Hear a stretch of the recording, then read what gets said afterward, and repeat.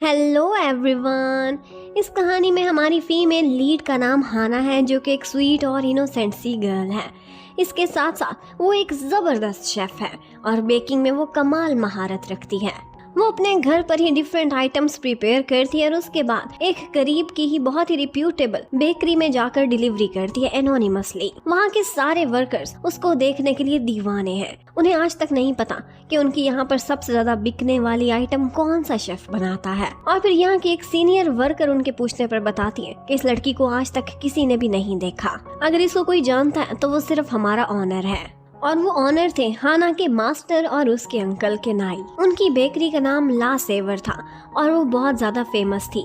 और उसकी सबसे ज्यादा बिकने वाली आइटम वही रेनबो पैलेट था, जो कि हाना प्रिपेयर करती थी, जिसको खरीदने के लिए लोग क्यू बनाकर वेट किया करते हैं। और फिर इसी के साथ ही हमें हमारे मेन लीड को दिखाते हैं। इस ड्रामे में हमारे हीरो का नाम फ्यूजी है, जो कि एक बहुत ही बड़ी कन्फेक्शनरी कंपनी का सीईओ है और इस कंपनी के चेयरमैन उसके अपने ही डैड हैं। फ्यूजी बहुत ही रिच फैमिली से बिलोंग करता है और अब उसने ही डैड के बाद अपनी कंपनी को संभालना है।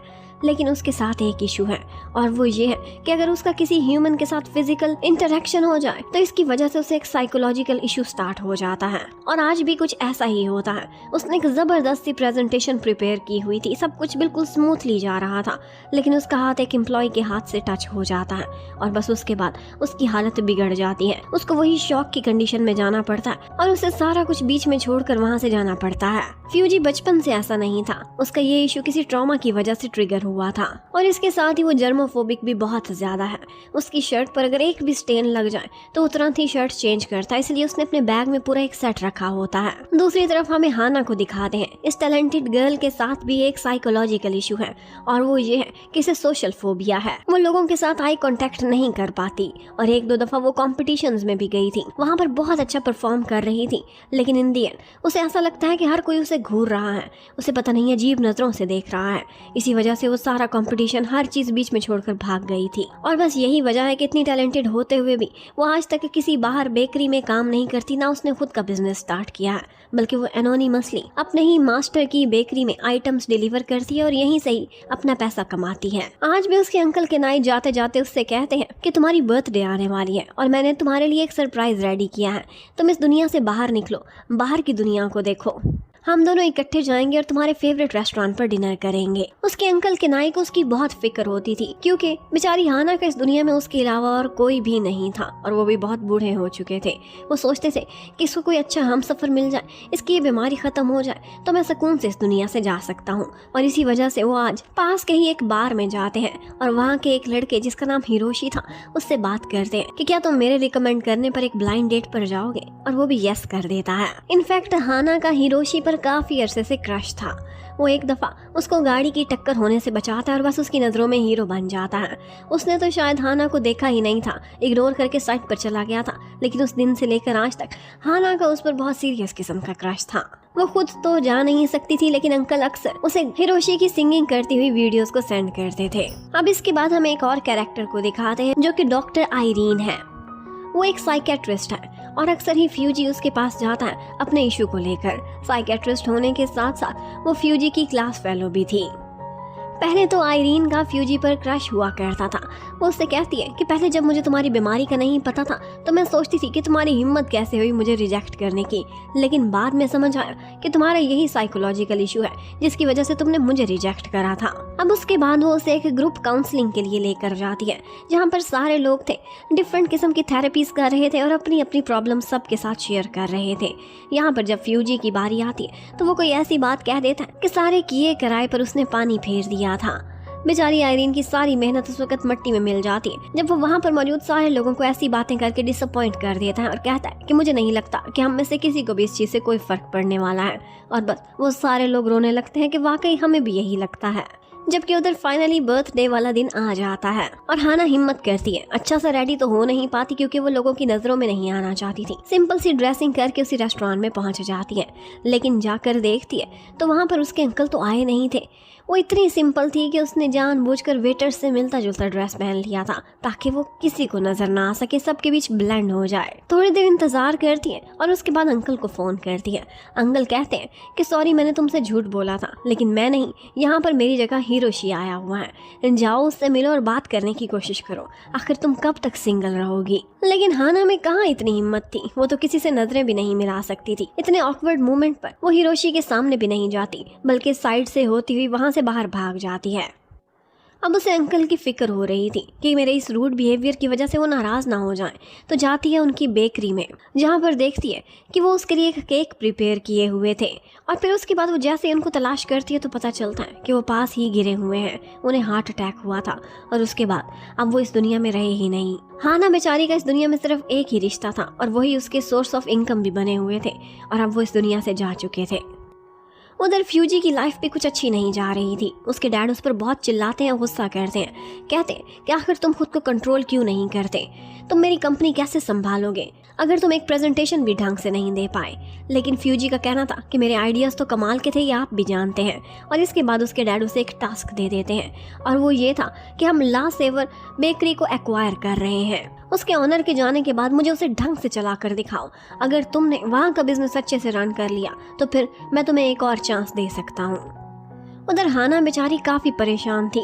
एक अंकल ही थे जो उसे जानते थे कि वो उस बेकरी के लिए काम करती है, और अब वो भी नहीं रहे थे।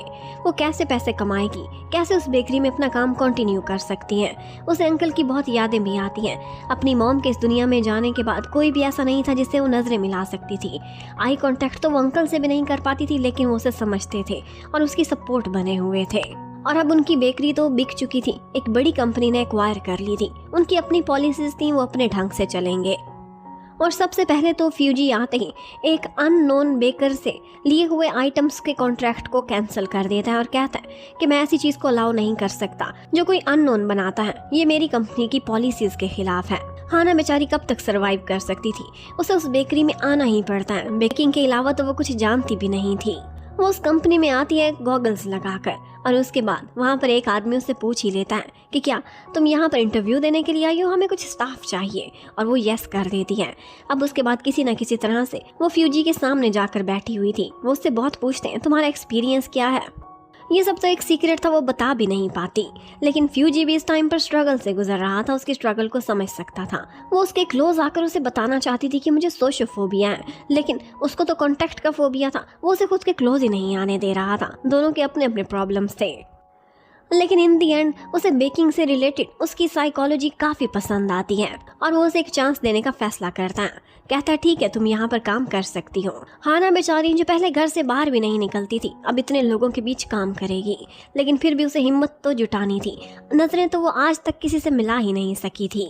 इतने सारे लोगों को एक दफ़ा देखकर वो डर जाती है, और उसके बाद भागती हुई अंदर आती है जहाँ पर फ्यूजी कॉफ़ी पी रहा था, और उसके चिल्लाने से वो भी डर जाता है। और बस कुछ ऐसा होता है कि उसके हाथ से कॉफ़ी का कप गिरता है। वो गिरने वाला था, हाना उसे पकड़ती है। वो उससे अपना हाथ छुड़ा रहा था, लेकिन फिर भी वो उसे पकड़े हुए थी और दोनों इकट्ठे गिर जाते हैं। इस बीच बहुत कुछ अनोखा हो गया था, और वो ये था कि हाना ने उसे डायरेक्ट आई कांटेक्ट किया था, और दूसरी तरफ फ्यूजी, उसे हाना ने छुआ था, उसके बाजू पर ही लेटी हुई थी, लेकिन उसे कोई भी एलर्जिक रिएक्शन नहीं हो रहा था। वो इसी वजह से हैरान होता है और उसके फेस को टच करने की कोशिश करता है कि वो उसका हाथ पकड़ लेती है। उसे बचपन में कही हुई उसकी माँ की बात याद आती है। वो कहती है कि कोई ना कोई शख्स ऐसा जरूर होगा इस दुनिया में जिससे तुम आई कांटेक्ट कर पाओगी, वो तुम्हारा सोलमेट होगा, या फिर हो सकता है कि वो कोई विलन ही क्यों ना हो। और जिस तरह से वो उसके फेस को टच कर रहा था, वो तुरंत ही उसका हाथ पकड़कर कहती है कि तुम विलन हो मेरी लाइफ के, बैड बॉय। अब इसके साथ ही सीन शिफ्ट होता है। एक्चुअली आयरीन से ही ऑनलाइन हाना भी काउंसलिंग लेना स्टार्ट कर रही थी। वो उसे अपना इशू बता रही थी, और उसी टाइम पर उसके ऑफिस में फ्यूजी भी पहुंच जाता है। उसका हाथ थोड़ा सा जल गया था कॉफी गिरने की वजह से। वो भी बताता है कि पहली दफा मुझे इस दुनिया में एक लड़की मिली है जिसे मैंने टच किया और मुझे कुछ भी नहीं हुआ। ये सुनकर आयरीन काफी खुश होती है और उससे कहती है कि उसे अपने हम सफर बनाने के बारे में भी सोच लो अब। तो वो कहता है कि मुझे नहीं लगता कि शी इज माई टाइप। उधर बेचारी हाना को रोज़ाना बहुत ज़्यादा स्ट्रगल करना पड़ता था और अक्सर ही बेकरी में काम करते हुए कोई ना कोई उसके क्लोज आता था या फिर आंखों में आंखें डाल के बात करने की कोशिश करता था और उसी टाइम पर वो कोई ना कोई गड़बड़ कर दिया करती थी। कभी वो पेस्ट्रीज गिरा देती थी तो कभी उसकी वजह से बर्तन टूट जाते थे, लेकिन इस सब में उसकी बैक पर कोई खड़ा हुआ था और वो था उसका बॉस फ्यूजी, जो हमेशा उसको सपोर्ट करता था और ऐसे सारे इश्यूज को नजरअंदाज कर दिया करता था। वह इतने में इस बेकरी में एक इशू आ जाता है और वो ये था कि वहाँ का एक जैम सप्लायर था, वो उनके साथ काम करने से इनकार कर देता है क्योंकि वहाँ की सीनियर लेडी फैंग अब यहाँ काम नहीं कर रही थी और वो उसी का ही जानने वाला था।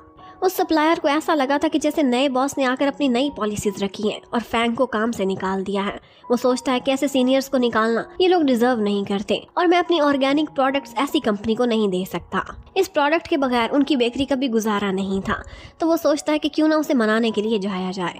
और यहीं पर ही उसने एक दफ़ा हाना को देखा था। वो उस सप्लायर को और उसके इंग्रेडिएंट्स को बहुत अच्छे से पहचानती थी और इसके साथ साथ वो कोरियन भी थी और वो सप्लायर भी कोरियन ओरिजिन से था। तो वो उससे कहता है कि क्यों ना तुम मेरे साथ चलो, उसे कन्विंस करने में मेरी हेल्प कर पाओगी। अब वो उसके साथ गाड़ी में बैठ जाती है और यहाँ पर एक और भी लड़का था जो उनके साथ इस सफर पर जा रहा था और वो हिरोशी था। हिरोशी एक्चुअली फ्यूजी का क्लास फेलो था और उसने उसे अपने साथ बुलाया था इस लॉन्ग ड्राइव पर एक पेड ड्राइवर के तौर पर काम करने के लिए। हाना तो उसे देखते ही काफ़ी खुश हो जाती है क्योंकि ऑफ कोर्स वो उसका क्रश था, लेकिन अपना बॉस उसे एक आंख भी नहीं पाता था क्योंकि उसने अपने माइंड में कहीं ना कहीं ये बिठा लिया था कि ये मेरी लाइफ का विलन होने वाला है। और वैसे भी वो बेचारा जर्मोफोबिक था, हमेशा दूसरों से फासला रखता था और बार बार हैंड सैनिटाइजर्स भी यूज़ करता रहता था। इसी वजह से उसे बहुत चिढ़ होती थी अपने इस बॉस से। यहाँ पर रास्ते में एक दफ़ा उसकी हिरोशी से बात होती है। वो उसे बताता है कि मैं एक म्यूजिशियन हूँ और मेरा इस बेकरी के पास ही एक छोटा सा बार है। वो कहती है कि मैं इस बार में ज़रूर आऊँगी। उसने बार का नाम भी ले लिया था। हिरोशी उसे पकड़ने वाला था कि तुम तो मुझे जानती नहीं थी, लेकिन इतने में वहाँ पर फ्यूजी आ जाता है और वो लोग डिस्ट्रैक्ट हो जाते हैं। अब वो लोग अपने सफ़र पर जा रहे थे कि यहाँ गांव में पहुँचते ही उनकी गाड़ी खराब हो जाती है। जैसे ही फ्यूजी गाड़ी से उतरना चाहता था उसके पैर कीचड़ में लग जाते हैं और बस बेचारे की बड़ी बुरी हालत होती है। उसे पहले ही गंदगी से बहुत चिढ़ थी। वो किसी न किसी तरह से हाना को बुलाता है, ये सारा कुछ क्लीन कराता है और उसके बाद प्लास्टिक बैग्स अपने जूतों पर चढ़ा के बड़ी मुश्किल से वहाँ से निकलता है। अब वो आगे आगे जा रहा था। रास्ते में एक फ्रॉग भी बैठा हुआ था उनको तंग करने के लिए और बस उसे देखकर वो गिरने ही वाला था कि इतने में पीछे आती हाना को धक्का लग जाता है और वो सीधी जाकर कीचड़ में फंस जाती है। बहुत बुलाती है कि मेरी हेल्प करो और वो था कि एक स्टिक लेकर खड़ा हुआ था। अपना हाथ तो उसे पकड़ा नहीं सकता था, बस इसी से खींचने की कोशिश कर रहा था कि हाना बुरी तरह से फिर गिरने वाली होती है कि यहाँ पर हिरोशी पहुँच जाता है और उसका हाथ पकड़कर उसे बाहर निकालता है। अब तो हाना को अपने बॉस पर और भी गुस्सा आ रहा था। उसे लगता था कि फ्यूजी कितना सड़ा हुआ इंसान है और हिरोशी देखो मेरा क्रश है, कितना स्वीट है।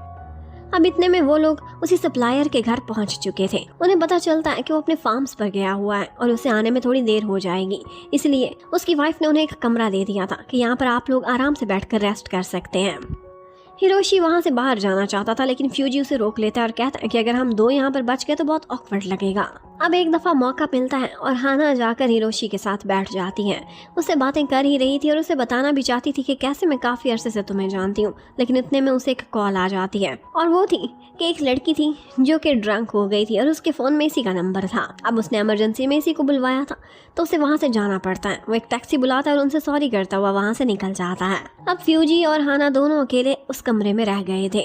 यहाँ पर बैठी बैठी बेचारी हाना को काफ़ी नींद आ जाती है और फ्यूजी वो बार बार सोच रहा था कि इसको मैंने एक दफ़ा टच किया था, मुझे कुछ नहीं हुआ था, क्यों ना मैं फिर से ट्राई करूं। वो पास जाकर उसे फिंगर लगाने की कोशिश कर ही रहा था, कितने में हाना आंखें खोल लेती है, लेकिन थैंक्स गॉड वो सिर्फ नींद में था, वरना वो पता नहीं फ्यूजी का क्या हशर करती। अब इतने में वो सप्लायर वहाँ पहुँच जाता है और वो किसी सोमो रेसलर से कम नहीं था। वो आते ही उनको जोश में कहने लगता है कि क्या तुम ही वो लोग हो जो मेरा इंतजार कर रहे थे और क्या तुम ही कंपनी के CEO हो। ये सुनते ही हाना तो पीछे डर के छुप जाती है। फ्यूजी उसे प्रोटेक्ट तो करना चाहता था लेकिन खुद भी काफ़ी डरा हुआ था। इतने में वो रेसलर कहता है कि तुम लोगों ने इतनी देर से खाना भी नहीं खाया, आओ हम इकट्ठे खाना खाते हैं। और उन्हें समझ आ जाती है कि बस उसके बोलने का अंदाज ही ऐसा है।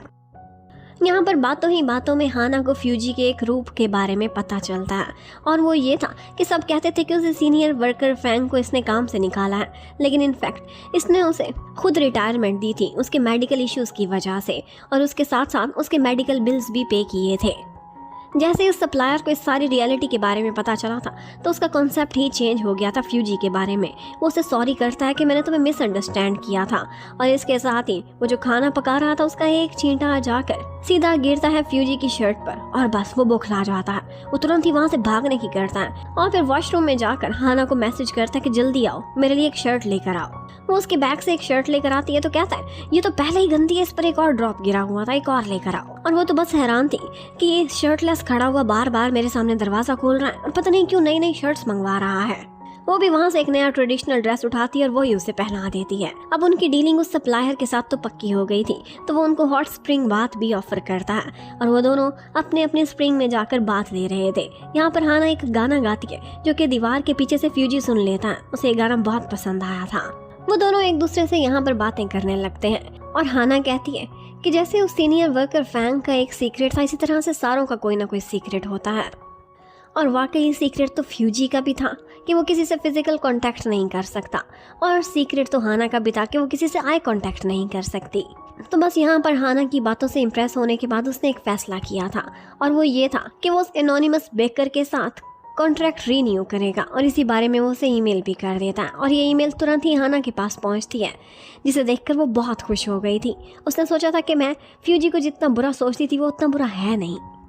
अब वहाँ से जाते हुए हैंडशेक करना था, और इसी के लिए जानबूझकर अब तक फ्यूजी ने अपने हाथ पर पट्टी बांध रखी थी और वो हाना को आगे कर देता है। वो उसकी जगह हैंडशेक करती थी और वो हाना की जगह हर किसी से आई कांटेक्ट, जैसे वो दोनों एक दूसरे की रेमेडी बन चुके थे। हाना को अब वापस जाने की बहुत जल्दी थी क्योंकि कल उसे ऑर्डर भी डिलीवर करना था, और वो भी डबल ऑर्डर किया था। उसे घर जाकर कस्टमर्स के लिए बहुत सारी बेकिंग करनी है, इसीलिए वो काफ़ी खुश भी थी कि डबल पैसा कमाएंगी, लेकिन काम का बर्डन भी तो था। अब रास्ते में फ्यूजी उससे कहता है कि मैंने फील किया है तुम लोगों से आई कॉन्टैक्ट नहीं कर पाती, लेकिन मेरे केस में ऐसा नहीं है। इतना तो मैं ऑब्जर्व कर चुका हूँ कि अगर तुम किसी एक पर्सन से आई कॉन्टैक्ट करती हो तो वो सिर्फ मैं हूँ। अब इसके जवाब में हाना कुछ भी नहीं कहती, बात को इधर उधर कर देती है। वो उसे उसके घर के करीब ड्रॉप करता है और फिर उसे पता नहीं क्या ख्याल आता है, उसे जाते जाते रोकता है और कहता है कि मिस हाना, तुमने मेरी आज बहुत हेल्प करी है। मैं थैंक्स के तौर पर एक दफ़ा तुम्हारे साथ हैंडशेक करना चाहता हूँ। और वो उसके आगे हाथ बढ़ा देती है। वो डरते डरते उसका हाथ पकड़ता है, और बस पकड़ता है तो फिर छोड़ना ही भूल जाता है। वो भावनाओं में बह गया था। अब दूसरी दफ़ा ऐसा हुआ था, उसे कंफर्म हो जाता है कि लड़की मेरे लिए स्पेशल है क्योंकि इसके साथ मुझे कोई रिएक्शन नहीं हो रहा। ये सब सोचते सोचते उसकी आंखों में आंसू आ जाते हैं। इतने सालों में पहली दफ़ा था कि उसकी बीमारी पर ओवरकम हो रहा था। हाना उसकी आंखों में आंसू देखती है तो हैरान हो जाती है। उससे कहती है तुम रो क्यों रहे हो, और वो बहाना बनाता है कि तुम कितनी स्ट्रांग हो, क्या कोई पहलवान हो, इतनी जोर से तुमने मेरा हाथ दबाया है कि मेरी आंखों से आंसू निकल आए हैं। उधर हाना भी हैरान थी कि इतने सालों में उसने पहली दफा किसी की आंखों में आंखें डालकर देखा, और आंखों में आंसू भी थे। वो भावनाओं को समझने लगी थी। और दिखाते हैं डॉक्टर आयरीन और हिरोशी को। और हिरोशी को जो कॉल आई थी कि एक लड़की ड्रंक हो गई है और उसे बार बार बुला रही है, वो एक्चुअली डॉक्टर आयरीन की तरफ से ही थी। आयरीन को देखकर लग रहा था कि उसका हिरोशी पर क्रश है, पर वो अपनी लव लाइफ को लेकर कभी भी सीरियस नहीं हुई थी। हिरोशी उसे रेस्क्यू करके घर ले आया था, और सिर्फ इतना ही नहीं, उसने उसके लिए नाश्ता भी प्रिपेयर किया था। वो बहुत मजे से नाश्ता करती है और बार बार उससे यही कह रही थी कि मैं इतनी सुंदर हूँ, तुम मेरी सुंदरता को ऐसे खामोशी से कैसे बर्दाश्त कर सकते हो, खुलकर मेरी तारीफ क्यों नहीं करते। लेकिन हिरोशी उसे कोई भी जवाब नहीं देता। उसके बाद वो उसके घर से चली जाती है, लेकिन जल्दी जल्दी में जाते हुए वो अपना कोट वहीं पर ही भूल गई थी। जबकि हाना वो अब रोजाना ला सेवर में सुबह सुबह डिलीवरी कर कर जाया करती थी, और उसके बाद डे में भी वहाँ पर एक वर्कर के तौर पर काम करती थी। और बस इसी ओवर वर्क की वजह से आजकल उसकी नींद भी पूरी नहीं होती थी। और ये बात नोटिस की थी हमारे हीरो ने भी, जो देखता था कि ये अक्सर ही एग्जॉस्टेड रहती है। इतने में फ्यूजी की वर्किंग लाइफ में एक और चैलेंज आता है, और वो ये था कि उनकी एक स्पेशलिटी थी वसाबी चॉकलेट्स, और आजकल उसकी सेल्स बहुत डाउन हो चुकी थी। वो सोचने लगता है कि इसकी रीज़न क्या है और क्या इसकी रेसिपी में कोई बदलाव करना चाहिए। इसी सब को डिस्कस करने के लिए वो अपनी पूरी टीम को बुलाता है, और वहाँ पर हेड शेफ भी बैठी हुई थी।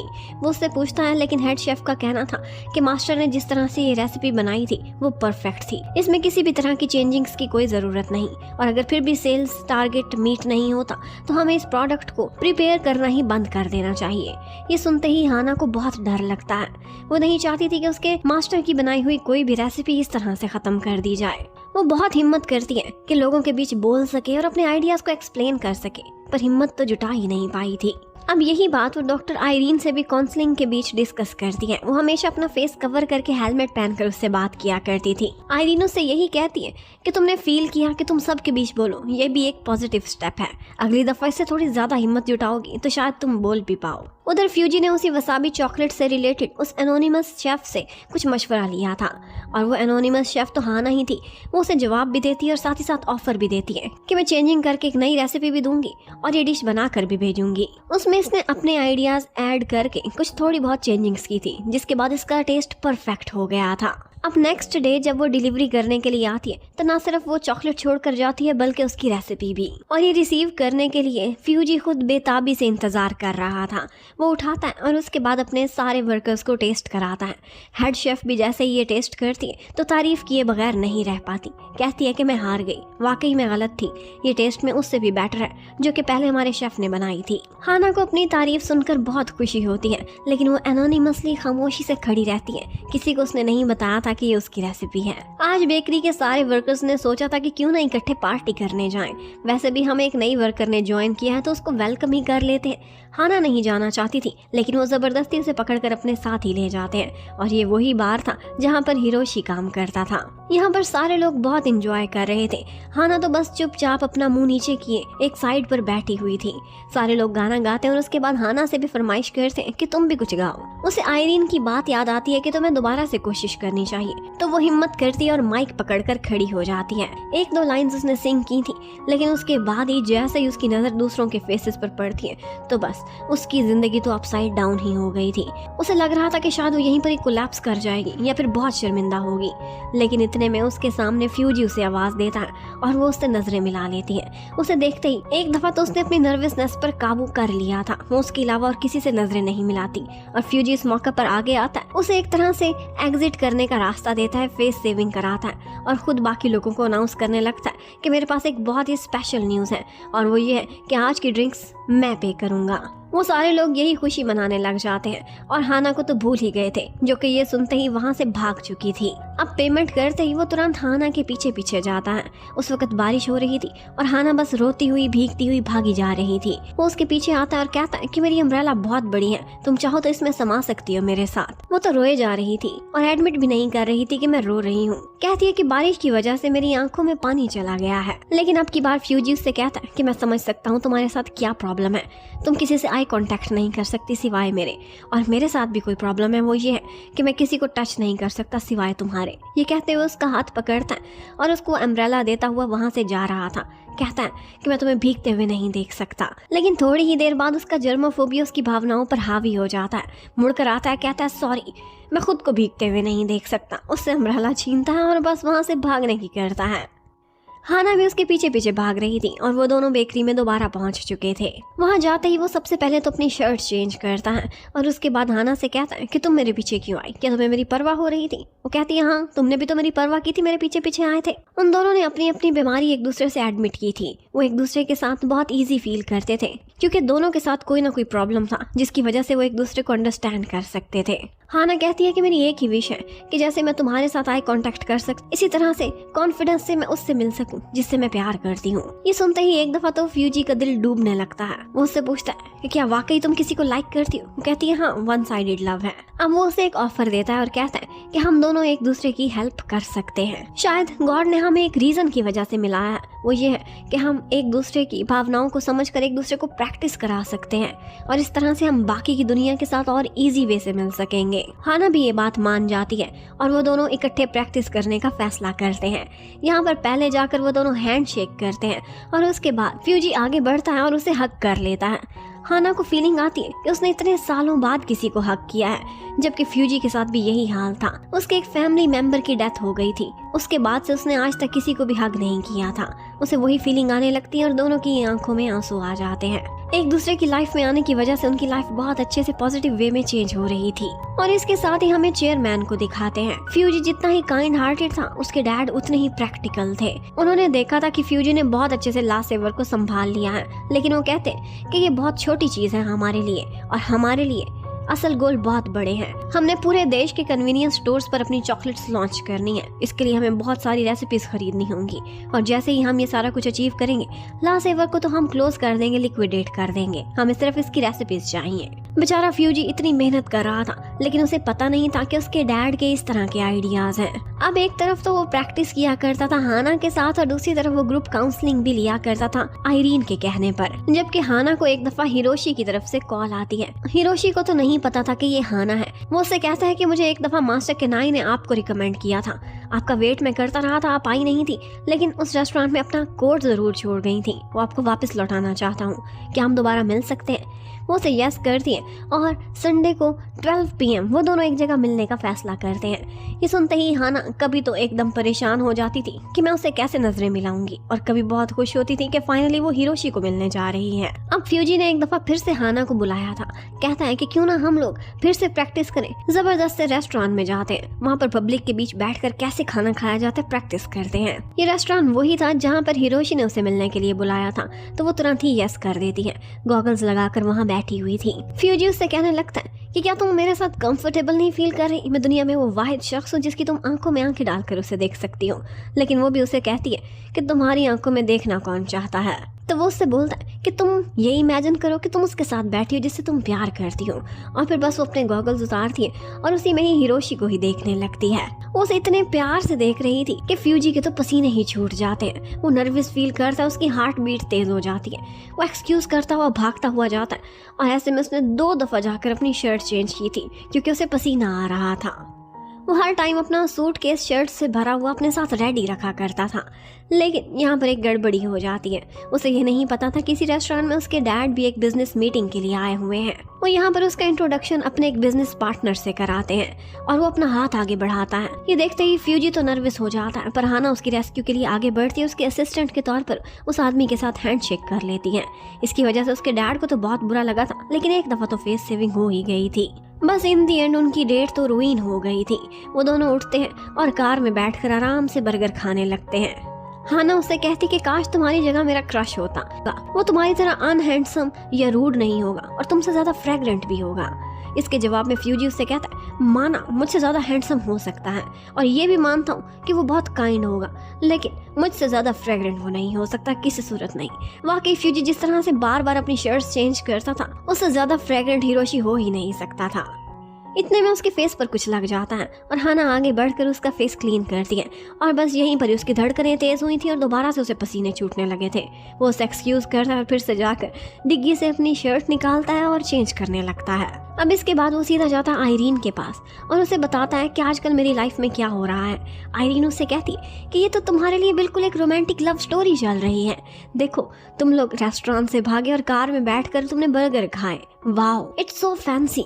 लेकिन वो बोलता है वो किसी और को लाइक करती है, तो वो बोलती है और मजा आएगा, देखा लव ट्रायंगल बन चुकी है। पर फ्यूजी तो ये मानने से ही इनकार कर देता है कि उसे प्यार हो गया है। वेल, अब फ्यूजी के पास एक और चैलेंज आता है और वो ये था कि लास्ट सेवर पर एक लिक्वर सप्लाई किया जाता था। उन्होंने जैसे ही सुना था कि यहाँ का ऑनर चेंज हो गया है, तो उन्होंने नए ऑनर को मीटिंग के लिए बुलाया था। लेकिन जहाँ तक उसकी रिसर्च थी और बाकी लोगों का एक्सपीरियंस, ये सारा कुछ आसान नहीं होने वाला था। उसे गैब्रियल ब्लॉसम जाना था, जो कि उनकी जगह और फार्म का नाम था, और वो लोग पहले तो इंटरव्यू लेते हैं और जिसको भी वो सप्लाई करते हैं उसे क्लियर करना इतना आसान नहीं है। वो उसे डिफरेंट टाइप के क्वेश्चंस करते हैं और सेक्रेटरी कहता है कि आप लोग फिक्र ना करें, हमारा बॉस अब्रॉड से बहुत सारी डिग्रीज लेकर आया, क्वेश्चंस तो वो मिनटों में क्लियर कर लेगा। जबकि उधर हाना बहुत खुश थी। उसने टेबल मैनर्स भी स्टडी कर लिए थे और नेक्स्ट डे उसने डेट पर जाना था हिरोशी के साथ। फ्यूजी उससे कहता है कि तुम मेरे साथ गैब्रियल ब्लॉसम्स चलो कल, मैं डबल पे करूंगा। लेकिन वो बोलते किसी कीमत पर नहीं जाऊंगी, मेरे अपने प्लान्स हैं। और उसके बाद वो बहुत अच्छा सा रेडी होती है और उसी रेस्टोरेंट में जाने लगती है। लेकिन फ्यूजी तो जैसे साई की तरह उसका पीछा कर रहा था। यहाँ पर भी उसे हॉर्न दे देकर बुलाता है और कहता है कि लास्ट चांस है, प्लीज चलो मेरे साथ। ये कॉन्ट्रैक्ट दोबारा हासिल करना ला सेवर के लिए बहुत जरूरी है। क्या तुम ला सेवर को इम्पोर्टेंट नहीं समझती? और इसके साथ ही उसके पीछे कार्स की लाइन लग गई थी और वो हॉर्न्स पर हॉर्न्स दे जा रहे थे। लोग बार बार घूर रहे थे और बस सबकी नजरों से बचती बचती हाना उसकी गाड़ी में मजबूरन आकर बैठ जाती है। बाद में उस पर बहुत चिल्लाती है और कोरियन जुबान में उसे खड़ूस भी कह देती है। उसे इसका मतलब तो नहीं पता था, लेकिन फिर भी ये जरूर जानता था कि ये कोई अच्छा शब्द नहीं होगा। अब बेचारी हाना के पास और कोई रास्ता नहीं था। एक आयरीन ही थी जो उसका हर तरह का राज जानती थी। वो उसे तुरंत ही वीडियो कॉल करती है और उससे कहती है कि क्या आप मेरी जगह पर उस लड़के से मिलने जा सकती हैं। मेरे लिए बहुत इंपॉर्टेंट है, मैं पहले भी उसे इंतजार करा चुकी हूँ। आपकी दफा कराया तो बहुत रूड लगेगा, सिर्फ एक कोट ही उठाना है। आयरीन खुश थी कि पहली दफा उसने उसका फेस देखा है। बेशक आई कांटेक्ट नहीं किया, लेकिन ये पॉजिटिव स्ट्रगल थी, तो वो उसे थैंक्स ही कर देती है क्योंकि हाना और आयरीन की काफी अच्छी दोस्ती भी हो गई थी। अब आयरीन उसी टाइम पर रेडी होकर उसी रेस्टोरेंट के बाहर पहुंच जाती है, लेकिन अंदर जाकर जैसे ही उस टेबल पर हिरोशी को बैठे हुए देखती है तो बस वो तो वहाँ से भागने की ही करती है। और हिरोशी ने भी उसे वहाँ से निकलते हुए देख लिया था, लेकिन उसे पकड़ नहीं पाया था। आयरीन वहाँ से बाहर निकलते ही हाना से कहती है कि सॉरी, पर ये काम मैं नहीं कर पाऊंगी। हाना ये मैसेज देखते ही सारा गुस्सा निकालती है फ्यूजी पर, जिसे वो 2-4 पंचेस भी दे मारती है और कहती है कि अगर इस डील में तुम नाकाम रहे तो मैं तुम्हारा मुंह तोड़ दूंगी। पता है तुम्हारे साथ जाने की मुझे क्या कॉस्ट पे करनी पड़ रही है। और इसके साथ ही वो लोग उस प्यारी सी सुंदर सी जगह पर पहुंच जाते हैं जहाँ पर बहुत ही सुंदर से ट्रीज थे जो कि चेरी ब्लॉसम्स जैसे दिखते थे। वहाँ वो पहुँचते हैं और अपने सप्लायर के साथ एक मीटिंग करने लगते हैं। यहाँ पता चलता है कि उस सप्लायर की 2 साल पहले डेथ हो चुकी है और अब उसकी बेटी ये बिजनेस रन करती है। उसकी माँ की यही वसीयत थी कि किसी को बताया ना जाए उसके मरने के 3 साल बाद तक भी, और यही उसकी बेटी के लिए चैलेंज होगा।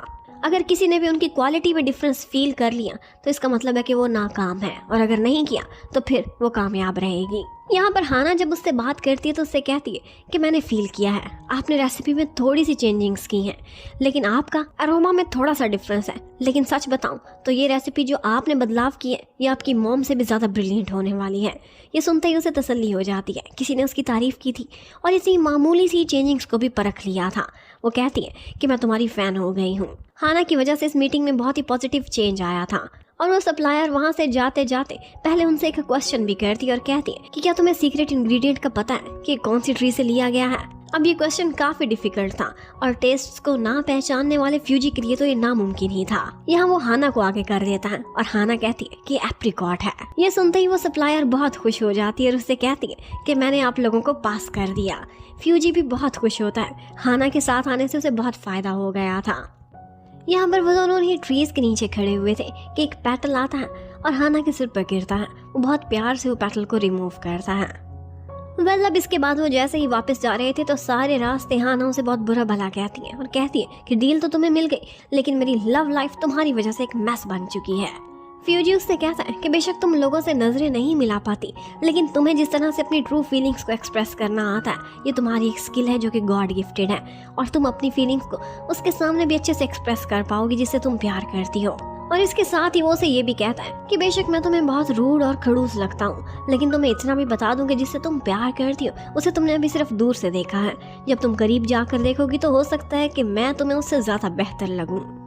अब नेक्स्ट डे फ्यूजी जब ग्रुप काउंसलिंग में गया हुआ था तो वहाँ से उसे लव लाइफ एक्सपीरियंसेस के बारे में पूछा जाता है। लव के बारे में सोचती उसके सामने हाना का फेस आ जाता है। उसे देखते ही उसकी धड़कनें कई दफ़ा तेज हुई थी, लेकिन फिर भी वो सबके सामने कहता है कि मुझे कभी लव हुआ ही नहीं।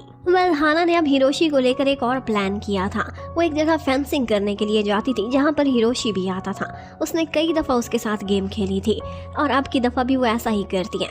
उसके साथ जब गेम ओवर होती है तो वो अपना हेलमेट रिमूव कर लेती है और उसके सामने अपना लव एडमिट करती है कि उस दिन मैंने तुम्हें बहुत इंतजार करा और इसके साथ ही मैं तुमसे सॉरी भी करना चाहती हूँ। मैं घबरा गई थी, एक्चुअली मैं तुमसे बहुत सालों से प्यार करती हूँ। ये सुनते ही हिरोशी ने तो वहाँ से दौड़ ही लगा दी थी और बस बेचारी हाना वो इतनी ज़्यादा एम्बैरस हो गई थी कि उसे समझ नहीं आ रही थी कि वो अपना मुंह कहाँ जाकर छुपाए। उसने अपना फेस भी रिवील कर दिया था, अपना लव भी एक्सप्रेस किया था और हिरोशी ये सुनते ही भाग गया था। एक्चुअली वो हिरोशी था ही नहीं। वहाँ पर आज हिरोशी की जगह उसका फ्रेंड आया हुआ था जो कि फ्यूजी था। वो ये कन्फेशन सुनते ही वहाँ से भाग गया था और हिरोशी की वुडन स्वॉर्ड भी रह गई थी। और ये देख देख कर वो सोच रही थी कि किस तरह से अपनी एम्बैरेसमेंट को कवर करूँ। उसने तो यही माइंड बना लिया था कि क्यों ना उसे जाकर कहूँ कि मुझे तुम्हारी वुडन स्वॉर्ड से प्यार हो गया था। मैं तुम्हारे बारे में नहीं बल्कि इसके बारे में कह रही थी, लेकिन फिर खुद ही सोचने लगती है कि दुनिया का बेस्ट आइडिया होगा। अब जैसे तैसे बेचारी ने काम पर तो जाना ही था, तो यहाँ पर आज एक नया इशू खड़ा हो जाता है। एक्चुअली उनकी कंपनी एक चॉकलेट बनाती थी जिसमें ऑरेंज फ्लेवर ऐड किया जाता था, लेकिन एक कस्टमर कहती है कि इसका टेस्ट वैसा नहीं है जैसा मैं बचपन में आकर यहाँ टेस्ट किया करती थी। और उसके बाद उनके ऑनर से मिलती है, यानी कि फ्यूजी से, और उससे रिक्वेस्ट करने लगती है कि इससे मेरी और मेरी सिस्टर की बहुत सारी यादें जुड़ी हुई हैं और इस टेस्ट का मज़ा वो ज़िंदगी में एक दफ़ा दोबारा चखना चाहती हैं। इस वक्त उसकी सिस्टर को टर्मिनल इलनेस थी और वो उसकी लास्ट विश को पूरा करते हुए वही चॉकलेट दोबारा टेस्ट करना चाहती थी। अब फ्यूजी उसकी सिचुएशन को समझ लेता है और अपनी हेड शेफ से बात करता है। वो कहती है कि असली रेसिपी तो शायद हमारा मास्टर शेफ ही जानता था, लेकिन इसी बीच उनको आइडिया आता है कि क्यों ना उस टाइम पर काम करने वाले शेफ्स के रिकॉर्ड को चेक किया जाए जो इस डिश पर काम करते थे। और यहीं पर ही उन्हें एक बूढ़ी लेडी का पता मिल जाता है। इस टाइम पर वो ओल्ड होम में थी और जैसे ही उसे पता चलता है कि मुझे दोबारा से लास्ट सेवा में हेल्प के लिए बुलाया जा रहा है, वो तो अपनी व्हील चेयर से ही खड़ी हो गई थी और उसे इतना जोश चढ़ता है वहां आने का कि वो लंबा सफर कर कर ट्रेन पर उनके पास पहुंच ही जाती है। वो भी बहुत खुश थी। वो लाइफ में दोबारा से उसी एरोमा को, उसी एक्सपीरियंस को ट्राई करना चाहती थी जो काम उसने सारी जिंदगी किया था। वैसे भी वो लेडी काफी दबंग टाइप की थी। उसने एक सप्लायर को भाग दौड़ कराकर एक पुराना इंग्रेडिएंट भी मंगवा लिया था और उसके बाद वो अपनी निगरानी के अंडर उन सारों से बहुत बारीकी से सारा काम कराती है और फिर इन दी एंड वो लोग वही चॉकलेट उस लेडी को टेस्ट कराते हैं, लेकिन कस्टमर कहती है कि इसका टेस्ट भी पहले जैसा नहीं है। ये सुनकर वो लोग सैड हो जाते हैं। स्पेशली वो ओल्ड लेडी कहती है कि मैं इतनी दूर से आई लेकिन फिर भी हेल्प ना कर सकी। उसका स्पेशल थैंक्स करने के लिए सीईओ फ्यूजी अपने साथ हाना को उसे खुद ड्रॉप करने के लिए लेकर जाता है और फिर वहां से वापसी पर वो बताता है कि एक्चुअली मेरे डैड भी यही ऑरेंज फ्लेवर की चॉकलेट लाया करते थे, लेकिन मेरे लिए नहीं, मेरे भाई के लिए। उसका भाई बीमार रहता था, उसे कैंसर था और फिर इन दी एंड वो इस दुनिया से चला भी गया था। फ्यूजी अभी अपनी और भाई की यादों को याद कर ही रहा था कि इतने में वो ओल्ड लेडी भागती हुई आती और कहती है मुझे याद आ गया, एक चॉकलेट थी जो कि तुम्हारे डैड स्पेशली ऑर्डर करके बनवाते थे और रेसिपी भी उन्होंने ही प्रोवाइड की थी और वो किड्स के लिए हेल्दी चॉकलेट थी। शायद वो कस्टमर उसी चॉकलेट की बात कर रही होगी, वो भी ऑरेंज फ्लेवर में ही थी। फिर वो बताती है कि उसमें क्रीम की बजाय सोया मिल्क यूज किया गया था और बस उनको सीक्रेट इंग्रेडिएंट का पता चल गया था। फ्यूजी अपनी टीम को यही इंस्ट्रक्शंस देता है और वो लोग इसी चॉकलेट पर काम करना स्टार्ट कर देते हैं। वहां से वापस आते समय वो दोनों ट्रेन पर ट्रैवल कर रहे थे। फ्यूजी आता है, हाना के बाजू में बैठ जाता है और फिर उससे कहता है कि उस दिन फेंसिंग के टाइम पर तुमने अपने दिल की बात बोली थी, वो हिरोशी नहीं था बल्कि वो मैं था, इसलिए तुम्हें उसके सामने एम्बैरेस होने की कोई जरूरत नहीं है। लेकिन इतने में वो देखता है तो वो तो उसकी कोई बात नहीं सुन रही थी, क्योंकि वो तो कब की सो चुकी थी। अब वो सोचता है कि मैंने तो तुम्हें बोल दिया था, तुमने नहीं सुना, ये तुम्हारी गलती सही। और फिर वो उसके शोल्डर पर सर रखती है और वो भी सारा सफर ऐसे ही काट देता है जैसे उसे हाना के साथ से बहुत शांति मिल रही हो। अब वो लोग वही चॉकलेट्स प्रिपेयर कराकर अपने उसी कस्टमर के पास लेकर जाते हैं। वो अपनी सिस्टर को टेस्ट कराती है और उन दोनों के फेस पर खुशी देखने वाली थी। ये वही चीज थी जिनकी उनको इतने अरसे से तलाश थी। फ्यूजी को भी उनकी हेल्प करके रियल में खुशी मिलती है और उसके बाद जब वो काउंसलिंग में बैठा हुआ था, वो कहता है कि मेरे मन में ऐसा आता है कि जैसे मैं किसी की खातिर बदलना चाहता हूँ खुद को। और ये बात सुनते ही वहाँ मौजूद एक लेडी कहती है कि तुम्हारी बात सुनकर मेरा भी दिल बदल गया है, मैं भी खुद को बदलना चाहती हूँ। एक्चुअली उसे चोरी करने की आदत थी और वो वहीं से ही खुद में बदलाव का आगाज करती है। वहाँ पर बैठे हुए सारे लोगों की उसने कोई ना कोई चीज़ ज़रूर चुराई हुई थी और सबको वापस कर देती है। अब काउंसलिंग के इस फनी से इंटरेक्शन के बाद आयरीन चाहती थी कि वो किसी क्लब में जाए और फ्यूजी उसे लेकर जाता है अपने साथ, लेकिन वो तो वहीं लेकर आ गया था जहाँ पर हिरोशी हुआ करता था और वो तो हिरोशी का सामना भी नहीं करना चाहती थी। भागने की कोशिश करती है पर देर हो गई थी। हिरोशी उससे कहता है कि तुम्हारा कोट मेरे पास ही है और इसी बाहर के ऊपर ही उसकी रेजिडेंस थी। वो उसे वहां लेकर जाता है और फिर आयरीन से कहने लगता है कि मुझे पता है कि तुम भी मुझे लाइक करती हो, लेकिन मुझसे दूर क्यों हो जाती हो। ये कहते हुए उसने उसे हक कर लिया था और इन दोनों का ये सीन हाना देख लेती है, जो कि हिरोशी को वही वुडन स्वॉर्ड वापस करने के लिए आ रही थी। और इतने में ऊपर से फ्यूजी भी आ जाता है और ये सीन देखते ही वो हर्ट ना हो जाए उसकी आंखों पर हाथ रख देता है। अब जैसे ही वो दोनों नीचे आते हैं तो उस टाइम पर फ्यूजी को हाना की फिक्र होने लगती है। वो पहले ही सोशोफोबिया का शिकार थी, अब एम्बैरेसमेंट ना, इसलिए कहने लगता है कि ये मेरे साथ यहाँ पर आई है और ये वही लड़की है जिसमें मैं इंटरेस्टेड हूँ। उसकी ये बात सुनकर हर कोई हैरान था और हाना तो परेशान थी कि इसने क्या इनडायरेक्टली मुझसे लव कन्फेस कर लिया। उसे पूछने लगती है तुमने क्या बोला था। वो कहता है ऑफ कोर्स मैं तुम में इंटरेस्टेड हूँ, लेकिन एज एन एम्प्लॉय मुझे तुम्हारी मेंटल हेल्थ की बहुत फिक्र होती है। और वो उसे ये भी कहता है कि हिरोशी के सामने शर्मिंदा होने की कोई ज़रूरत नहीं है, ये वुडन स्वॉर्ड भी मेरी है और उस दिन उसकी जगह फेंसिंग करने के लिए भी मैं ही आया हुआ था। और बस यही कहता हुआ वो वहाँ से चला जाता है। जबकि उधर आयरीन बैठी हुई थी और वो हिरोशी को आज अपनी कहानी सुनाती है। उसे प्यार पर बिल्कुल भी भरोसा नहीं था और वो किसी एक इंसान के साथ अपनी ज़िंदगी गुजारना भी नहीं चाहती थी। और इस सब के पीछे उसका एक चाइल्डहुड ट्रॉमा था। उसकी माँ बिल्कुल आशिक मिजाज की थी और उसे जैसे ही लगा था कि उसे एक बेटर पर्सन मिल गया है, तो वो छोटी सी आयरीन को वहीं छोड़कर घर छोड़कर भाग गई थी।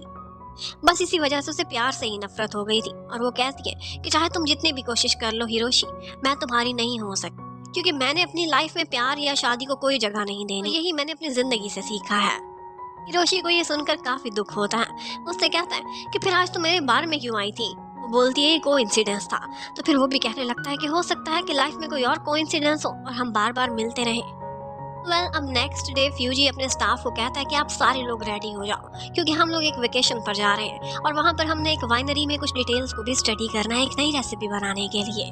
ये सुनते ही वो सारे लोग खुश हो जाते हैं और ऑफर करते हैं कि क्यों ना हम हिरोशी को भी साथ लेकर चलें। हिरोशी पहले तो आना नहीं चाहता था, लेकिन जैसे ही उसे पता चलता है कि लोग नागानो जा रहे हैं, ये वही जगह थी जहाँ पर वीकेंड पर मीटिंग के लिए आयरीन भी जा रही है, तो वो तो तुरंत ही मान जाता है और फिर वो लोग अपने इस ट्रिप पर जाते हैं। ये बहुत ही सुंदर जगह थी जहाँ पर लेवेंडर की फील्ड्स थी। हिरोशी अकेला बैठा हुआ था तो हाना उसके पास आती है और उसे सॉरी करती है कि मैंने तुम्हें 2 दफा इंतजार कराया था। वो होटल वाली लड़की मैं ही थी जिसकी मास्टर शेफ तुमसे ब्लाइंड डेट कराना चाहता था। वो बोलता है अच्छा कोई बात नहीं, तुम्हें माफ कर दिया और हाँ मैं समझ गया हूँ तुम किस वजह से नहीं आई थी। एक्चुअली तुम दोनों का कपल बहुत अच्छा लगता है। उसका इशारा हाना के साथ फ्यूजी की तरफ था। फ्यूजी भी वहीं फील्ड्स में बैठा हुआ था अपने पैरों पर शॉपर चढ़ाकर। ऑल्दो उसे डर्ट में या मिट्टी में रहना बिल्कुल नहीं पसंद था, लेकिन वो हाना से दूर नहीं जाना चाहता था और उनके इर्द गिर्द ही मंडला रहा था चोरी चोरी उनकी बातें सुनने के लिए। हाना तो साफ इनकार कर देती है, कहती नहीं मैं उसकी गर्लफ्रेंड नहीं हूँ और वैसे भी मैं तो किसी और से प्यार करती हूँ। ये बात तो जल्दी में उसके मुंह से निकल गई थी। पूछता है किससे। वो कहती है क्या बताऊं, बस अनरिक्विटेड लव है। लेकिन हिरोशी का तो यही मानना था कि इस वन साइडेड लव से इंसान खुद को ही टॉर्चर देता है। तुम्हें यही बेहतर रहेगा कि तुम फ्यूजी को अपना हम सफर बना लो। अब हिरोशी बाकी सारों के साथ मिलकर एक प्लानिंग करता है और वो ये थी कि वो लोग सब बस में घुस जाते हैं, दरवाजा बंद कर देते हैं, फ्यूजी को और हाना को अकेले छोड़ देते हैं कि तुम लोग खुद ही वापसी का रास्ता तलाश कर लो। इस तरह से उन्हें अकेले समय बिताने का मौका मिल जाएगा। अब फ्यूजी हाना को अपने साथ एक जगह पर लेकर जाता है। ये एक बहुत ही सुंदर नजारा था और जब वो ज्यादा गौर करती है तो उसे समझ आ जाता है ये तो उसी के ही फोन का वॉलपेपर है। फ्यूजी कहता है कि मैंने पहले ही पहचान लिया था, इसीलिए तुम्हें यहाँ पर लेकर आया हूँ। हाना बताती है कि एक्चुअली ये फोटो मेरे डैड ने ही कैप्चर की हुई थी। उसके डैड एक टूरिस्ट थे, उन्हें घूमने फिरने का इतना शौक था कि वो घर को और अपनी फैमिली को निगलेक्ट कर दिया करते थे। लेकिन एक बात उन्हें हमेशा याद रहती थी और वो ये थी कि उसकी बर्थडे पर उसे कभी भी चॉकलेट्स देना मिस नहीं करते थे और इसी वजह से उसने फैसला किया था कि वो बड़े होकर चॉकलेट्स बनाया करेगी। इतने में फ्यूजी उससे कहता है कि मैंने अक्सर फील किया है हाना कि तुम खुद पर लुक डाउन करती हो, लेकिन सच बताऊं तो तुम अडोरेबल हो और तुम्हें देखते ही मेरे फेस पर स्माइल आ जाती है, मुझे पता भी नहीं चलता। लेकिन साथ ही साथ कभी कभी तुम इतना गुस्सा करती हो कि स्केरी बन जाती है और मुझे तुमसे डर लगता है। ये सुनते ही हाना भी हंसने लगती है। जबकि उधर हमें हिरोशी और आयरीन को दिखाते हैं। हिरोशी उसके मन में जगह बनाना चाहता था, उसके करीब आना चाहता था, लेकिन आयरीन हमेशा की तरह उसे बीच में छोड़कर चली जाती है। जबकि हाना ने आज फ्रेंड्स के साथ कुछ ज्यादा ही ड्रिंक कर लिया था। फ्यूजी को उसकी परवाह हो रही थी तो वो जानबूझकर एलिवेटर में उसके साथ ही खड़ा हो जाता है ताकि ये किसी गलत फ्लोर पर ना उतर जाए और फिर उसके बाद जब तक वो सेफली अपने फ्लोर पर नहीं चली जाती वो तब तक वहां से वापस नहीं जाता। अब उन लोगों ने वापस जाना था नेक्स्ट मॉर्निंग, लेकिन उससे पहले फ्यूजी उन लोगों के लिए एक सरप्राइज प्रिपेयर किए हुए था। किसी को विजिट करने के लिए वो लोग जाते हैं जो कि पास के ही गांव में थी और वो थी वहाँ की एक बहुत ही सीनियर शेफ जो कि अपना काम छोड़कर अब अपनी लाइफ में रिलैक्स हो रही थी, रिटायरमेंट लेकर। उन सारों को देखती है तो बहुत खुश होती है और फ्यूजी का बहुत थैंक्स करती है कि तुमने मेरे ट्रीटमेंट के लिए बहुत हेल्प की है। और इसके साथ ही वो हाना को कहती है कि तुम ही हो ना वो एनोनिमस शेफ, मैंने कई दफ़ा तुम्हें बैक साइड से देखा था और बस मैं तभी पहचान गई थी और मैं चाहती हूँ कि तुम हमेशा एनोनिमस ना रहो, बल्कि तुम दुनिया के सामने अपना टैलेंट लाओ और दिखाओ कि तुम कितनी कैपेबल हो। अब हाना जैसे ही लोगों के बीच निकलना स्टार्ट कर चुकी थी वैसे ही उसकी पर्सनैलिटी में काफ़ी पॉजिटिव चेंजेस भी आ रहे थे। पहले तो वो लोगों के बीच खड़े होना भी पसंद नहीं करती थी, लेकिन अब सिर्फ नज़र नहीं मिला पाती थी, वरना उसकी सारे स्टाफ से काफ़ी दोस्ती हो गई थी। अब उसके बाद फ्यूजी को एक और धमाकेदार न्यूज़ मिलती है जब उसके डैड कहते हैं कि जल्द से जल्द यहाँ की सारी रेसिपीज़ को एक्वायर कर लो और उसके बाद लास्ट सेवर को बंद कर दिया जाएगा। ये सब हम कन्वीनियंस स्टोर पर शिफ्ट कर देंगे।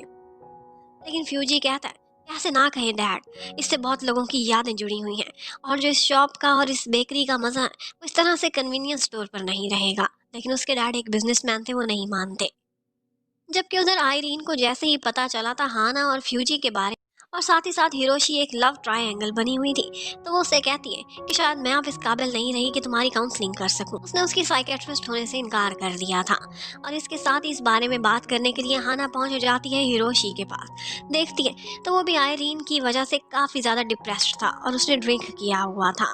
वो उसे जगाती है, उसे कुछ कहना चाहती थी लेकिन वो कहाँ सुनता है और उसे तो नशे में कुछ समझ भी नहीं आ रही थी कि वो किसका हाथ पकड़े हुए है। उसे ऐसा लग रहा था कि आयरीन उसके पास आई है और वो हाना को आयरीन समझकर उसे हक कर लेता है और कहता है कि तुम मुझे बदले में प्यार क्यों नहीं देती हो। अब उसी टाइम पर फ्यूजी भी वहां पर आ चुका था और वो इन दोनों को इस तरह से देखता है तो कुछ मिसअंडरस्टैंड कर जाता है। सब कुछ देखकर फ्यूजी का दिल टूटता है और वो वहां से चला जाता है। एक दफा हाना अपने घर पर कुकिंग कर रही थी, लेकिन बिजली का बिल पे ना होने की वजह से उसकी पावर कट डाउन कर दी जाती है और इसी वजह से वो अपनी बेकिंग कंप्लीट नहीं कर सकी थी। उसके इंग्रेडिएंट्स ज़ाया ना हो जाएं, इसीलिए वो लास्ट सेवर में जाकर छुप जाती है और वहीं पर ही कुकिंग स्टार्ट कर देती है। रात के इस समय वहाँ पर कोई भी नहीं था, तो वो अच्छे से अपना सारा काम कंप्लीट करती है और सुबह डिलीवरी के टाइम पर अपनी सारी चीज़ें वहाँ रखती है। वहाँ से जाने ही वाली थी कि इतने में फ्यूजी वहाँ पहुँच जाता है। उसे छुपने की बहुत कोशिश करती है लेकिन इन दी एंड पकड़ी ही जाती है। वो कहता है तुम यहाँ क्या कर रही हो। वो बोलती है कि आज मैं जल्दी ही आ गई थी और यहाँ मेरी कोई चीज़ गिर गई थी, वही उठा रही हूँ। पीछे ही उसका डिलीवरी वाला बैग भी पड़ा हुआ था। वो पकड़ी जाती, उससे पहले ही वो फ्यूजी को मुड़ने नहीं देती और अपने करीब कर लेती है। पर फ्यूजी वही सीन जो उसका हिरोशी के साथ था देखने के बाद बहुत हर्ट था। उससे बोलता है कि अब हमें और प्रैक्टिस की ज़रूरत नहीं, आई थिंक हमारे बीच सारा कुछ दी एंड हो चुका है। अब उसके बाद फ्यूजी जाता है अपने डैड के पास और उन्हें किसी न किसी तरह से कन्विंस करने की कोशिश करता है। उनके साथ एक बेट ही लगा लेता है। कहता है कि वर्ल्ड चॉकलेटियर कंपटीशन होने वाला है और उसमें मैं लास्ट सेवर को भाग दिलाना चाहता हूँ। मुझे पूरा भरोसा है कि लास्ट सेवर वो जीत जाएगा और अगर जीता तो हमारी कंपनी ने उसे एक्वायर किया हुआ है, हमारी पब्लिसिटी बढ़ेगी और आपकी कंपनी को बिजनेस में बहुत फ़ायदा होने वाला है। और इसी बेट पर उसके डैड भी मान जाते हैं। अब जब वो ऑफिस में बैठा हुआ था तो हेड शेफ को लगता था कि वो इस कंपटीशन में लास्ट एवर की तरफ से पार्टिसिपेट करेगी, लेकिन फ्यूजी ने फैसला किया था कि एनोनिमस शेफ की बनाई हुई डिशेज ही हम उस कंपटीशन में लेकर जाएंगे। अब ये सुनते ही हेड शेफ का तो दिल ही टूट जाता है। वो बहुत सैड हो गई थी और उसे सैड देखकर उसके सारे कोलीग्स भी परेशान हो जाते हैं और वो कहते हैं कि हम प्रोटेस्ट करेंगे। हम लोग एक एनोनिमस पर्सन को लास्ट एवर को कैसे रिप्रेजेंट करने दें जो आज तक लास्ट एवर में कभी आया ही नहीं, हमने उसे देखा भी नहीं। अब हाना ऐसा करती है कि हेड शेफ की हेल्प करती है। उसे जाकर कहती है कि मैं एनोनिमस शेफ को जानती हूँ और उसे कन्विंस करने की कोशिश करूँगी कि आपको वो वही रेसिपी सिखा दे। और फिर वो फेस कवर करके अपनी एक वीडियो बना लेती है और फिर सारों को इस तरह से ट्रेनिंग देती है कि जैसे एनोनिमस शेफ उसके साथ लाइन पर है, लेकिन वो तो एक रिकॉर्डेड वीडियो थी जो वो सबको दिखा रही थी। वो किसी को भी उस शेफ की आवाज़ नहीं सुनवाती और ऐसे प्रेजेंट करती है कि जैसे वो शेफ उसके अलावा किसी से बात नहीं करना चाहता। और फिर वो सारों को अच्छे से इंस्ट्रक्ट करके हर रेसिपी बहुत ठीक से समझा देती है। अब हाना ने तो अपना काम पूरा कर दिया था। अब उसके बाद एक दफ़ा वो सीईओ के कमरे में जाती है। यहाँ पर उसे कुछ प्रपोजल्स दिखाई देते हैं जो कि लास्ट सेवा के क्लोजर से रिलेटेड थे। ये देखते ही उसका दिल टूट जाता है। उसने अपनी सीक्रेट रेसिपीज़ भी शेयर कर दी थी, लेकिन उसे लगता है कि फ्यूजी भी बाकी लोगों की तरह से एक बिजनेसमैन है।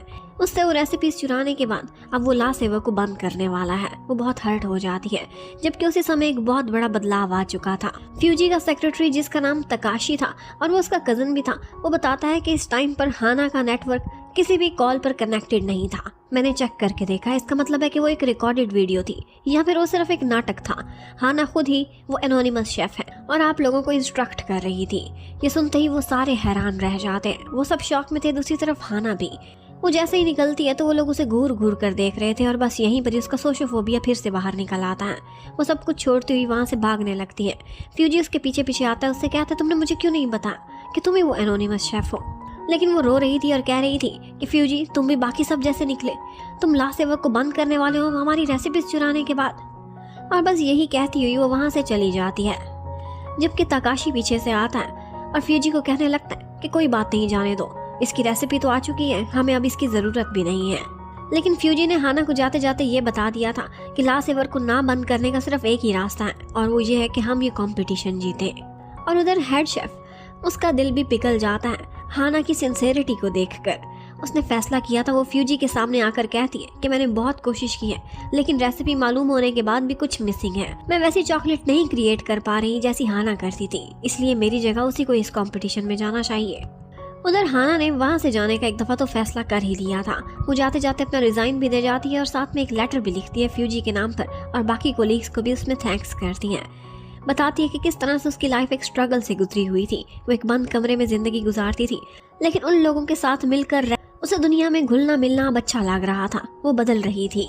फ्यूजी काफी परेशान हो जाता है और फिर जैसे ही उसके फ्लैट पर पहुंचता है तो पता चलता है कि वो तो यहाँ से कहीं जा चुकी है। लेकिन जाते जाते एक मैगजीन का पेज ओपन था जिसमें एक सीक्रेट इंग्रेडिएंट काकाओ के बारे में लिखा हुआ था, और यही इंग्रेडिएंट उसके मास्टर शेफ भी यूज करते थे। लास्ट टाइम जब उन्होंने चैंपियनशिप जीती थी तो यही इंग्रेडिएंट यूज करके जीती थी। उसे समझ आ जाती है कि हाना, वो भोली भाली लड़की, एक दूसरे देश में यही इंग्रेडिएंट हासिल करने के लिए जा रही है। जबकि उधर हिरोशी डॉक्टर आयरीन से मिलता है और उसे बताता है कि बचपन में मेरी माँ भी मुझे छोड़कर चली गई थी, लेकिन उसकी वजह ये थी कि मेरा डैड उस पर बहुत ज़्यादा जुल्म करता था। लेकिन मैं अपनी माँ से नफरत नहीं करता, मैं उसके लिए खुश हूँ कि उसने आज़ादी चूज़ की थी। और हाँ, अगर फिर भी तुम अपनी ज़िंदगी में प्यार को जगह नहीं देना चाहती तो ठीक है, मैं तुम्हारे इस फैसले को रिस्पेक्ट देता हूँ और एक्सेप्ट करता हूँ। और जिसके साथ ही उसका कोट वापस करके वो उसके और अपने इस ऑकवर्ड से रिलेशनशिप को दी एंड कर देता है। जबकि उधर फ्यूजी सीधा जाता है हिरोशी के पास और उससे कहता है, क्या तुम्हें पता है हाना कहाँ गई है? जाओ और उसे जाकर तलाश करो, उसे रोक कर वापस लाओ, वहाँ खतरा है जहाँ वो गई है। हिरोशी कहता है, मैं क्यों वहाँ जाऊँगा, मेरी वो क्या लगती है? तो फ्यूजी बोलता है, क्या अनजान ना बनो, तुम दोनों बॉयफ्रेंड गर्लफ्रेंड हो, मैं देख चुका हूँ, मैंने तुम दोनों को किस करते देखा था। और फिर इस बात पर फ्यूजी स्माइल करने लगता है और उससे कहता है कि शायद तुम्हें कोई मिसअंडरस्टैंडिंग हुई है। उस रात को मैं ड्रंक था और मुझे उसके फेस में बार बार आयरीन दिख रही थी, और मैं उसे नहीं बल्कि आयरीन को रोकने की कोशिश कर रहा था, और मैंने उसे किस नहीं की थी। असली सीन कुछ ऐसे था। अब इसके बाद जब हिरोशी होश में आया था तो हाना ने उसे सारा कुछ सच सच बता दिया था। वो उससे कहती है कि मेरा भी तुम पर कभी क्रश हुआ करता था, क्योंकि शायद तुम्हें याद नहीं है, तुम वो पहले शख्स हो जिसने मेरी जान बचाई थी और मेरे उसके साथ इंटरेक्शन हुआ था इसी रोड पर। बस तब से मैं तुम्हें बार बार देखती थी और तुम्हारे ही प्यार में खोई हुई थी, लेकिन मुझे ऐसा लगता है कि अब मैं ये सारा कुछ ओवरकम कर चुकी हूँ और तुम्हें भी अपने प्यार के बारे में आयरीन को खुद इजहार कर देना चाहिए। और यहाँ पर हिरोशी उससे कहता है कि तुम्हें फिर से कोई मिसअंडरस्टैंडिंग हुई है, वहाँ पर मैं नहीं था जिसने तुम्हारी जान बचाई है, बल्कि उस दिन फ्यूजी था जो कि मेरा गिटार पकड़कर वहाँ से गुजर रहा था, और उसने मुझे बताया भी था कि मैंने किसी को बचाया है। इसका मतलब है कि स्टार्ट से लेकर अब तक तुम्हें जिसकी तलाश थी वो मैं था ही नहीं, बल्कि वो फ्यूजी था। अब फ्यूजी जैसे ही ये सुनता है तो वो तो पागलों की तरह से हाना को तलाश करते हुए उसके पीछे उसी देश पे पहुंच जाता है जो कि नेबर में ही था। लेकिन वहाँ के हालात कुछ अच्छे नहीं जा रहे थे और हाना को यहाँ पर लुटेरे भी पकड़ लेते हैं। वो उस पर अटैक करने ही वाले थे कि इतने में फ्यूजी ऊपर से पहुंच जाता है। उसने हाथ में एक लंबा सा डंडा उठाया हुआ था और वो उन सारे गुंडों की ठीक ठाक ठुकाई लगाता है और उसके बाद अपनी हाना को बचा लेता है। हाना उसे देखते ही हक कर लेती है। वो बहुत खुश हो गई थी, उसने सोचा भी नहीं था कि इतनी दूर उसे कोई बचाने के लिए पहुंच जाएगा। इतने में वो देखती है कि फ्यूजी तो जख्मी भी था। वो तुरंत ही उसकी मरहम पट्टी कराती है और फिर फ्यूजी उससे कहने लगता है कि मैंने फील किया है कि तुम मेरे लिए कुछ ज्यादा ही परेशान हो रही हो, कहीं तुम मेरे लिए फॉल तो नहीं कर चुकी। और वो कहती है, नहीं, तुम मेरे बॉस हो, मैं तुम्हारी फिक्र तो करूंगी ना। लेकिन वो बोलता है कि अब तो मैं तुम्हारा बॉस नहीं, तुम तो रिजाइन देकर आ चुकी हो। अब उसके बाद वो उसको एक ऑफर देता है और वो ये थी कि ला सेवक को रिप्रेजेंट करते हुए तुम वर्ल्ड चॉकलेटियर कंपटीशन में हिस्सा लोगी और जापान को फर्स्ट प्राइज दिलाओगी। हाना उसे क्या ही जवाब देती, अभी तो उसे अपने अंदर का कॉन्फिडेंस जमा करना था। इतने में वो बताती है कि यहाँ पर मैं काकुआ लेने के लिए आई हूँ और वो कहाँ से मिलेगा। अब वो फार्म लेडी भी तलाश करनी है और फाइनली वो दोनों मिलकर उस लेडी को तलाश कर लेते हैं और पता चलता है कि उस साल उसके मास्टर शेफ ने जो इंग्रेडिएंट लिया था वो थोड़ा सा खराब था और सबको लग रहा था कि वो फसल खराब हो चुकी है, लेकिन एक्चुअली उसका टेस्ट बहुत ही डिफरेंट निकला था।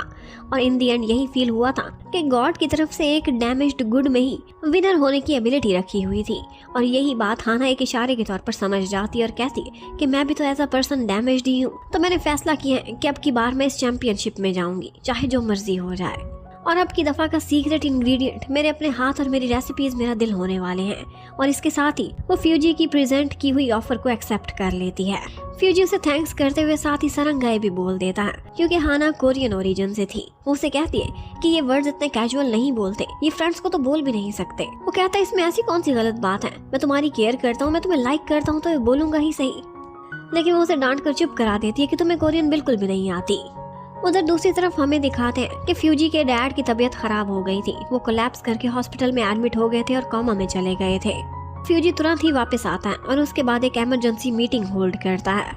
यहाँ पर वो इमरजेंसी में मैनेजमेंट को प्लान कर रहा था कि ऊपर से उसका कजन तकाशी आ जाता है, जो कहने लगता है कि अब तुम डायरेक्टर की सीट पर नहीं बैठ सकते क्योंकि मैं वोट ऑफ नो कॉन्फिडेंस लेकर आ रहा हूँ। और साथ ही साथ बोर्ड ऑफ डायरेक्टर के सामने फ्यूजी का इमेज भी खराब करने की कोशिश करता है कि इसके डैड को इसी की वजह से बहुत ज्यादा स्ट्रेस था, तभी उनकी तबीयत भी इतनी ज्यादा खराब हो गई है। वो कभी भी इसको लाइक नहीं करते थे, ना ही इस पर भरोसा करते थे। और फिर जानबूझकर उससे कहता है कि अगर तुम मुकाबला कर सकते हो तो वोटिंग में मेरा मुकाबला करो, और साथ ही हाथ उसके सामने बढ़ा देता है। उसे पता था इसकी कमजोरी का, लेकिन यहाँ फ्यूजी सबके सामने अपनी इस कमजोरी पर थोड़ा बहुत काबू पाता है। उससे हैंडशेक करता है और उसके बाद तुरंत ही वहाँ से भाग जाता है। डैड कभी भी फ्यूजी से नफरत नहीं करते थे। उन्हें पता था कि तकाशी आजकल क्या कर रहा है। वो बोलते हैं उसे कि तुम शायद जानते नहीं हो लीडर की क्वालिटीज क्या होती हैं। कोई मेहनत करके लीडर नहीं बनता, बल्कि ये गॉड गिफ्टेड क्वालिटीज होती हैं जो कि तुम में नहीं है लेकिन मेरे फ्यूजी में है। इसीलिए जो तुम कर सकते हो वही करो। और बस उसने दिल ही दिल में नफरत पाली हुई थी। उसने फैसला किया था कि चाहे जो भी हो जाए वो फ्यूजी को हार नहीं बनने देगा। उधर हाना फ्यूजी से कहती है कि तुम हिम्मत ना हारो, कुछ लोगों को अपने साथ मिलाओ और दोबारा से काम करना स्टार्ट करो। मुझे पूरा भरोसा है कि तुम जीत जाओगे। अब उसके बाद वो कुछ शेयर होल्डर्स से बात करता है और अपने लिए वोटिंग और परसेंटेज बढ़ाने की कोशिश करता है। उसे काफ़ी कामयाबी भी हुई थी, लेकिन अभी भी लग रहा था कि जैसे वो तकाशी से नंबरिंग में पीछे ही रहेगा। उधर हाना दोबारा से ला सेवा में आती है और यहाँ पर सारे लोग उसके सामने आज ग्लासेस लगाकर खड़े हुए थे, क्योंकि उन्हें पता था कि किसी से नजरें नहीं मिला सकती। उन्हें उसे ऑकवर्ड ना लगे, इसलिए वो उसे इजी फील करा रहे थे।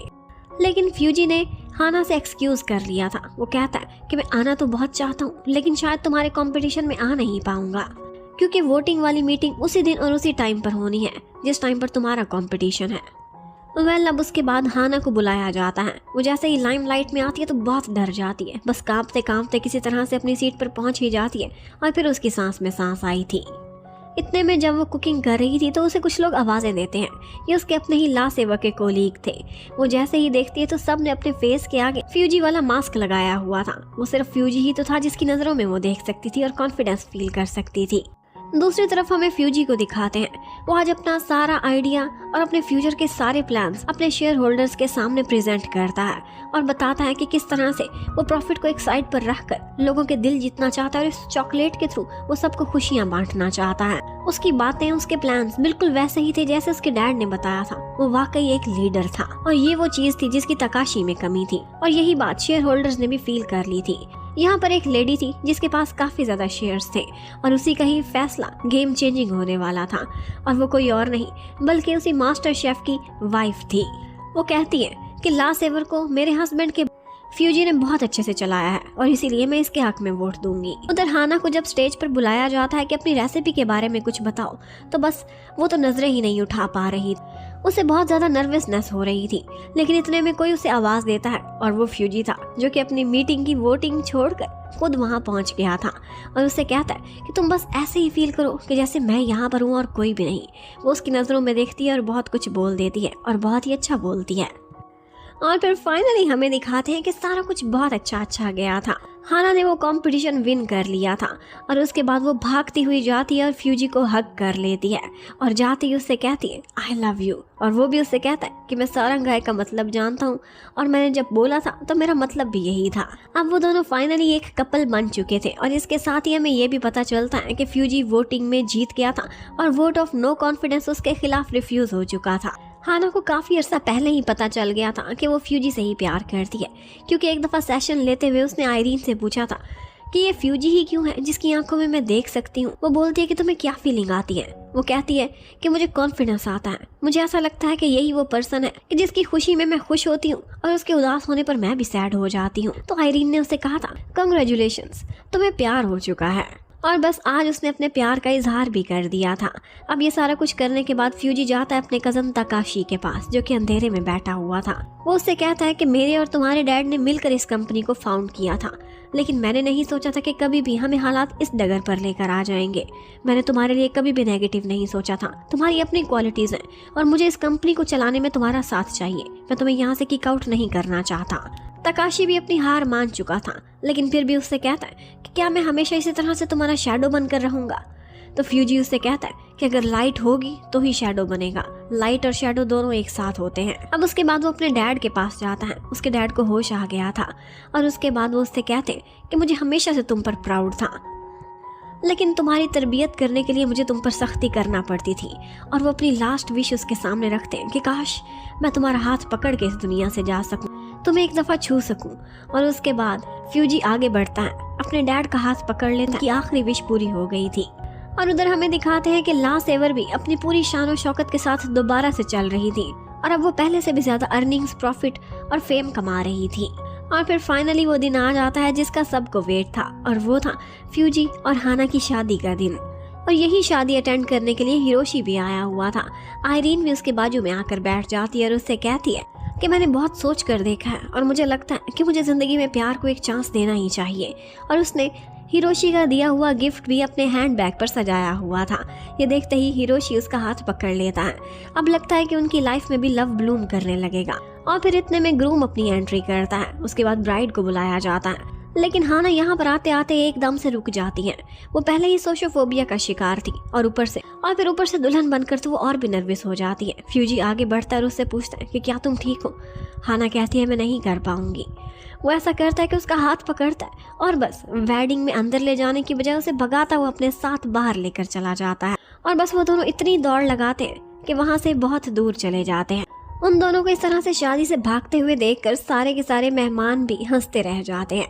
और उसके बाद हाना कहती है कि ये सब हमने क्या किया था, क्या इस तरह से भी किसी की शादी होती है। और फ्यूजी उससे कहने लगता है कि हम कौन सा नॉर्मल पर्सन है, तो हमारी शादी कैसे नॉर्मल हो सकती है। और फिर इसी के साथ ही हमें दिखाते हैं कि आयरीन की काउंसलिंग की क्लासेस फिर से स्टार्ट हो रही थी। और आज यहाँ पर एक बहुत ही स्पेशल सरप्राइजिंग गेस्ट आता है वहाँ पर काउंसलिंग लेने के लिए, और वो कोई और नहीं बल्कि सॉन्ग जुंग की यानी कि हमारा विंचेंजो है। और इसी के साथ इस ड्रामे की एंडिंग होती है। Thank you for watching, bye bye.